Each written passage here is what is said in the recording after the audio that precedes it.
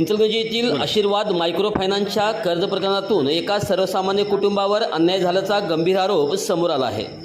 पूर्ण कर्जफेड करूनही सततची थकबाकी, मानसिक त्रास आणि वारंवार होणारा छळ यामुळे संबंधित कुटुंब आर्थिक व मानसिक संकटात सापडले। या सर्व प्रकारामुळे व्यतीत झालेल्या रियाज हवेरी व रेश्मा हवेरी यांनी आज आपल्या कुटुंबावर ओढावलेली शोकांतिका आणि न्यायासाठीचा संघर्ष भावनिक शब्दात मांडला। पाहूया ते काय म्हणतात। बोला। माझं नाव रियाज मोहम्मद हुसेन हवेरी, राहणार आझादनगर।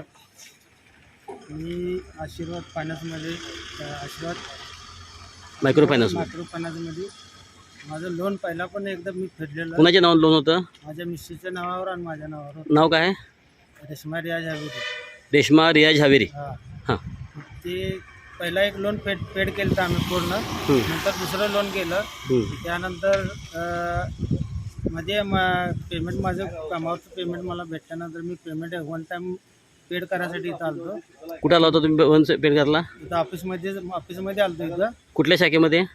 या आशीर्वाद मायक्रो फायनान्स शाखेमध्ये इथं सांगली नाक्यापाशी। सांगली नाक्यापाशी ते अक्षय माने म्हणून आमचे हे होते गटाचे, ते म्हणजे पेमेंट हप्ता घ्यायला येत होते। म्हणजे हां, मग ते शाखेमध्ये होते। येऊनच तेनासनी पेमेंट विचारल्यावर तिने म्हटलं 57,126 रुपये भरावं लागतं। 57,126 रुपये। हां, काय नाव म्हटलं त्यांचं? अक्षय आनंदराव माने। अक्षय आनंदराव माने।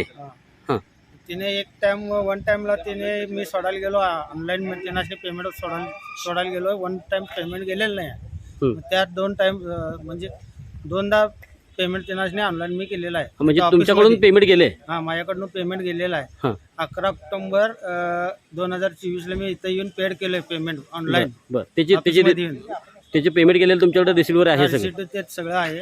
पेमेंट तुमचं पेमेंट केल्यानंतर त्यांनी क्लोजिंग काही पावतीवर का दिली नाही तुम्हाला? क्लोजिंग ते चार्ट असते ना ते लोनचं, त्याच्यावरच त्यांनी लोन क्लोज म्हणून हे करून दिले आणि शिक्का मारून सही करून दिलेलं आहे। सही शिक्का आहे त्याच्यावर? आहे बँकेचा? बरं, बँकेचा आहे। आता काय प्रॉब्लेम झाला आहे? आता 2024ला भरलेलं, आता माझ्या मुलगीचं लग्न ठरलेलं, मग त्यासाठी मी लोनचं ट्राय करायला त्यावेळी त्यात दाखवलं आहे। मग त्यात ते 4 महिने झाले यांच्या पाठीमागे लागले, माझं लोन तुम्ही क्लिअर करून द्या म्हणून। म्हणजे पैसे भरले असताना देखील अजून देखील लोन दाखवते। मग काय म्हणतात ते फायनान्स आले? इथं आल्यानंतर तिने म्हणायला लागल्या तुम्ही पोलीस केस करा। कशाबद्दल? म्हणजे काय? अक्षय मानेच्या नावावर। कुणाच्या नावावर? अक्षय मानेच्या नावावर। पण अक्षय माने ते कर्मचारी असताना तुम्ही पैसे भरले होते ना? हा, कडबा असताना भरलेलं। मग तिने आता नोकरीवर त्यांना काढलेलं नाही म्हणाला तिने, इथं ते नोकरीवर आता नाही आहेत, त्यांच्या नावावर तुम्ही कर्ज करावं। सही शिक्का मी इथं ऑनलाईन इथं येऊन यांच्या ऑफिसमध्ये येऊन भरून सुद्धा मला असा त्रास व्हायला लागला, मानसिक त्रास झाला मला। आता माझ्या मुलगीच्या लग्नाचा माझा इश्यू व्हायला लागला आहे। त्या नवीन लोनसाठी ते अप्लाय केलं तर त्यावेळेस त्या लोनमध्ये तिने इथलं लोन थकीत दाखवायला लागले। 2024ला मी लोन क्लिअर केलेलं इथला, म्हणजे माझं 2026ला मी लोनसाठी अप्लाय केल्यानंतर त्यावेळेला इथं थकबाकी दाखवायला लागले माझ्या नावावर, अशीच्या नावावर, माझ्या नावावर। त्यासाठी मला न्याय मिळवून द्यावा ही माझी विनंती आहे।